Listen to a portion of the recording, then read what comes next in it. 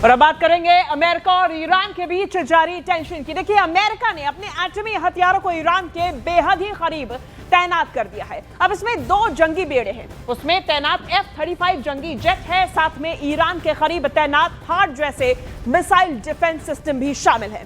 America के हथियारों की तैनाती ऐसे वक्त में की गई है जब ईरान ने इराक में भयानक हमला किया है। ईरान ने इराक के इरबिल में मिसाइलों की बौछार की, जिसमें ISIS को टारगेट किया गया। अब ऐसे में यह हमला और भी ज्यादा तीव्र था।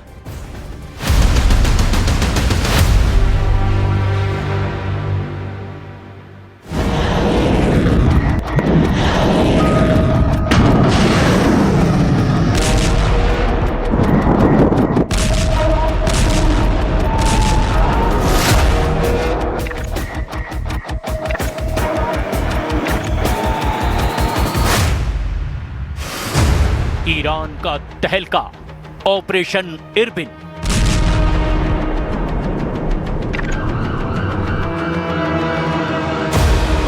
मोसाद बेस जला, अमेरिका तड़पने लगा।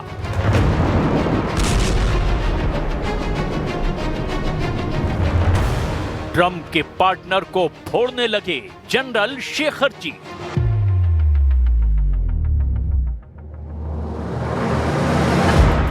खामनेई अंडरग्राउंड, युद्ध का आखिरी राउंड।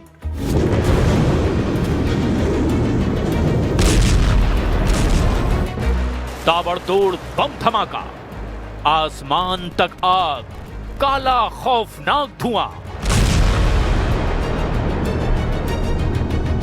धमाके के बाद सिर्फ और सिर्फ तबाही। ये है इजराइल का लेटेस्ट हमला।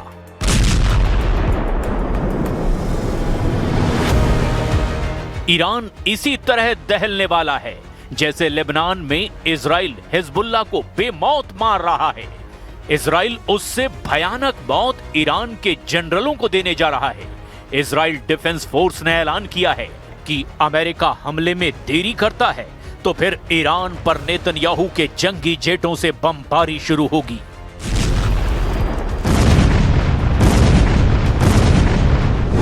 Israel defence force chief general Eyal Zamir war front का लगातार दौरा कर रहे हैं। दक्षिणी इजराइल में नेवातीम एयरबेस से उन्होंने खामनेई को ललकारा है। इजराइल के फाइटर पायलट से जनरल जमीर ने 12 दिन के युद्ध के अनुभव जाने हैं। जनरल जमीर ने जिस बेस का दौरा किया वो जिन जंगी लड़ाकों के लिए कुख्यात है, उन्हें भी जरा जान लीजिए। इजराइल का Nevatim airbase F-35 stealth fighter jet का सेल्फ हाउस कहा जाता है। इजराइल ने इस बेस पर कुल 48 जंगी जेट तैनात कर रखे हैं, जिनमें 3 सबसे नए लड़ाकू जेट हैं। इजराइल वॉर मोड में हमेशा रहता है, इसीलिए नेतन्याहू का पूरा फोकस ईरान पर शिफ्ट हो चुका है, क्योंकि इजराइल को डर है कि ईरान बहुत भयानक युद्ध का प्लॉट बना चुका है। ईरान का सुपर सीक्रेट ऑपरेशन ऐसा है जिससे इजराइल के मोसाद एजेंट का टोटल सफाया हो सकता है। खामनेई के खूंखार रिवॉल्यूशनरी गार्ड उन एजेंट को टारगेट पर ले चुके हैं जिन्होंने ईरान में विद्रोह करवाया है। ईरान ने खाड़ी देशों में मोसाद और CIA एजेंट के सफाये का मिशन ऑन कर दिया है। ईरान अपने दुश्मनों को हर दिन नई टेंशन दे रहा है और ये वीडियो रिलीज करके अब खामनेई के जनरलों ने ट्रंप का माथा खराब कर दिया है। ट्रंप वीडियो में दिख रही लाशें गिन रहे हैं। ट्रंप मौत का हिसाब लगा रहे हैं। इस वीडियो ने नेतन्याहू का भी कलेजा कंपा दिया है, क्योंकि ये लाशें ईरान में हुए हिंसक प्रदर्शन में मारे गए लोगों की है। ईरान की सरकारी चैनल ने बताया कि 28 दिसंबर को भड़के देशव्यापी प्रदर्शन में मौत का आंकड़ा 3000 के करीब पहुंच गया है। काले कफन में लिपटे शवों का ढेर खौफनाक युद्ध भड़काने के लिए काफी माना जा रहा है, क्योंकि ईरान में खामनेई की खिलाफत करने वालों की लाशें मिलनी जारी है। वहीं ट्रंप अब भी दावा ठोक रहे हैं कि उन्होंने सैकड़ों प्रदर्शनकारियों को फांसी पर टांगने से बचा दिया। One thing specifically that really got me, they were going to hang the old-fashioned hanging. They were going to hang 837 people. on Thursday, and I told them you can't do that. If you do that, it's going to be bad. I don't want to go exactly what I said, but nasty. And they canceled it, hopefully permanently. लेकिन Iran में मौत के आंकड़े बढ़ते ही जा रहे हैं। Human rights activist news agency HRANA के मुताबिक ईरान में 4029 प्रदर्शनकारियों की मौत की पुष्टि हो गई है। वहीं 26,015 आंदोलनकारियों की गिरफ्तारी की जानकारी है। लेकिन ईरान इंटरनेशनल ने 12,000 प्रदर्शनकारियों की मौतों का अनुमान लगाया है। वहीं CBS न्यूज ने ईरान में मौत के आंकड़े को 20,000 के पार बता रखा है। ईरान के सरकारी आंकड़े इन सब से अलग हैं। ईरान पर मौत के नंबर छिपाने का भी आरोप लग रहा है, जबकि ट्रंप ने कह रखा है कि ईरान में कुछ भी गलत दिखा तो सबसे भयानक हमला होगा। अमेरिका ने ईरान के करीब सबसे घातक हथियारों का जमावड़ा लगा दिया है। वॉल स्ट्रीट जर्नल की रिपोर्ट के मुताबिक अमेरिका ने ईरान फ्रंट पर F-35 फाइटर जेट से लैस 2 परमाणु aircraft carrier, hot air defence system और सैनिकों की संख्या में जबरदस्त इजाफा किया है। अमेरिका और केरल के तिरुवनंतपुरम से पीएम मोदी ने चुनावी हुंकार भरी। प्रधानमंत्री ने 3 अमृत भारत एक्सप्रेस को हरी झंडी दिखाई। प्रधानमंत्री नरेंद्र मोदी का कांग्रेस पर तीखा हमला भी देखा गया। इस दौरान उन्होंने कांग्रेस को मुस्लिम लीगी माओवादी कांग्रेस कहा।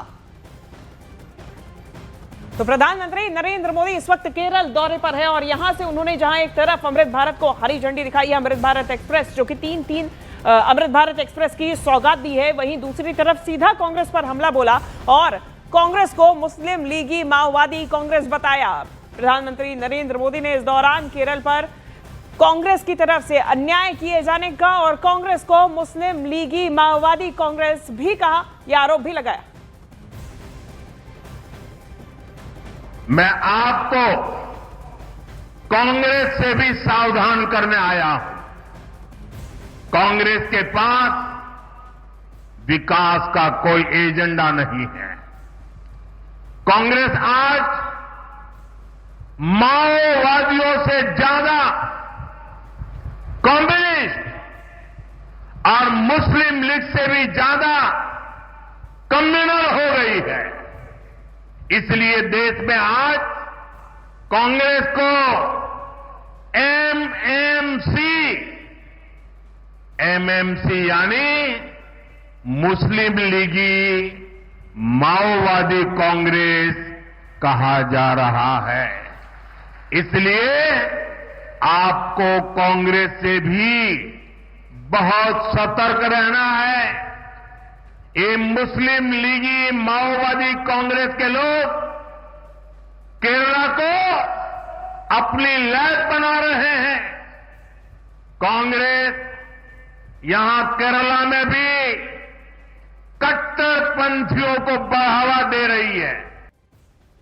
तो हाल ही में स्थानीय निकाय चुनावों और खासकर तिरुवनंतपुरम में बीजेपी का पहला मेयर बनने के बाद पीएम मोदी का यह दौरा हो रहा है और इसमें पीएम को यकीन है कि केरल में कमल खिलकर ही रहेगा। तिरुवनंतपुरम की रैली से प्रधानमंत्री नरेंद्र मोदी ने कहा कि केरल में बदलाव होकर रहेगा।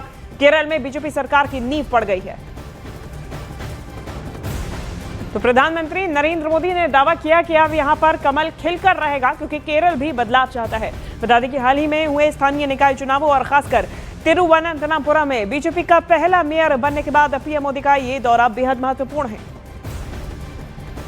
तिरुवनंतपुरम में बीजेपी की जीत साधारण नहीं है। यह ऐतिहासिक है, अभूतपूर्व है।